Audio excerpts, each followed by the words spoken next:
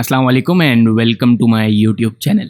अपनी बात को यहीं से कंटिन्यू करते हुए हमने अपनी लास्ट क्लास में कोवेरिएंस देखा था, जिसके अंदर मैंने आपको बताया था कि हम जब भी दो वेरिएबल्स का रिलेशनशिप मालूम करना चाहते हैं तो हमें दो चीज़ों की ज़रूरत होती है। पहली तो उसकी डायरेक्शन और दूसरी उसकी टेंडेंसी कह लें या आप उसकी स्ट्रेंथनेस कह लें कि कितनी स्ट्रेंथ है। अगर वो पॉजिटिव को रिलेटेड हैं तो कितना पॉजिटिव।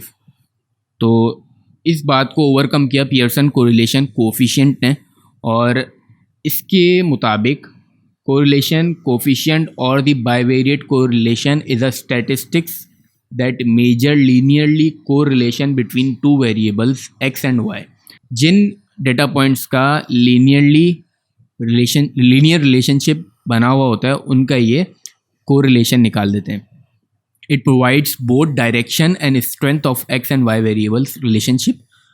इनका सबसे बड़ा फ़ायदा ये है कि इनकी वैल्यूज़ जो हैं वो रेंज करती हैं फ्रॉम -1 to +1। ठीक है, आपकी -1 से जितनी करीब होती जाएगी उसका मतलब है नेगेटिव कोरिलेशन है। मतलब अगर आपका x बढ़ रहा है तो y उसी तेज़ी से कम भी हो रहा है, और अगर आपका पॉजिटिव की तरफ अगर ज़्यादा है तो आपका x भी बढ़ रहा है और y भी बढ़ रहा है। इसका जो फॉर्मूला है वो आपने covariance of x and y and divided by standard deviation of x multiply by standard deviation of y। ये s और ये जो दो s यहाँ पे आपको दिख रहे हैं ये स्टैंडर्ड डेविएशंस हैं ऑफ x एंड y। यहाँ पे आप देख सकते हैं कि अगर आपके पास x भी बढ़ रहा है और y भी बढ़ रहा है तो लार्ज पॉजिटिव कोरिलेशन है। अगर आपके पास x बढ़ रहा है और y बढ़ रहा है लेकिन आपके पास लीनियरली चीज़ें जो हैं, लीनियरली रिलेशन जो है वो आपका इतना अच्छा नहीं है, तो आपका मीडियम पॉजिटिव कोरिलेशन है। अगर आपके पास लीनियर डाटा मौजूद नहीं है तो उस वक्त ये अपना सबसे ख़राब रिज़ल्ट दे रहा होता है, क्योंकि हमारे पास जो अगला टॉपिक है Spearman correlation, Spearman rank correlation, वो इसी चीज़ को ओवरकम करने के लिए कि जब आपके पास लीनियर डाटा मौजूद नहीं हो तो आप किस तरह से अपना रिलेशनशिप निकालेंगे।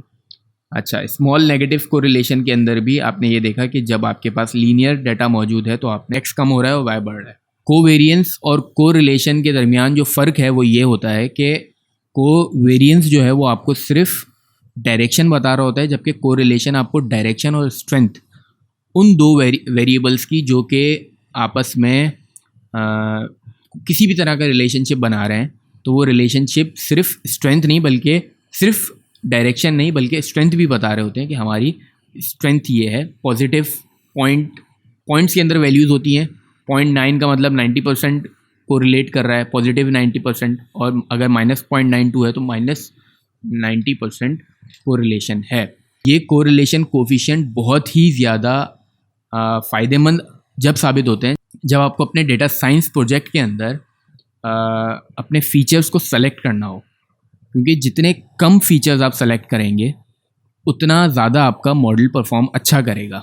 फॉर एग्जांपल, आपके पास 130 फीचर्स मौजूद हैं जिसके अंदर 30 to 40 फीचर्स ऐसे हैं जो हाईली कोरिलेट कर रहे हैं आपस में। तो आप उन तमाम फीचर्स को हटाना चाहेंगे और सिर्फ एक फ़ीचर रखना चाहेंगे ताकि आपको जो डायमेंशनलिटी कर्व्स है वो आपका कम होता चला जाए और आपके पास मॉडल अच्छा परफॉर्म करे। नेक्स्ट क्लास में हम इंशाल्लाह स्पीयरमैन रैंक कोरिलेशन कोफिशिएंट देखेंगे, जो कि पियर्सन कोरिलेशन कोफिशिएंट का एक वीकनेस को ये ओवरकम कर रहा है। और वीकनेस वो क्या है कि जब आपके पास लीनियर डाटा मौजूद ना हो तब वो किस तरह से अपने रिलेशनशिप्स को सामने लेकर आए। तो उम्मीद करता हूँ आपको आज की इस क्लास से फ़ायदा हुआ होगा। इंशाल्लाह नेक्स्ट क्लास के अंदर हम स्पीयरमैन रैंक कोफिशिएंट कोरिलेशंस के बारे में बात करेंगे। जब तक के लिए सब्सक्राइब करना मत भूलिएगा। अल्लाह हाफिज़।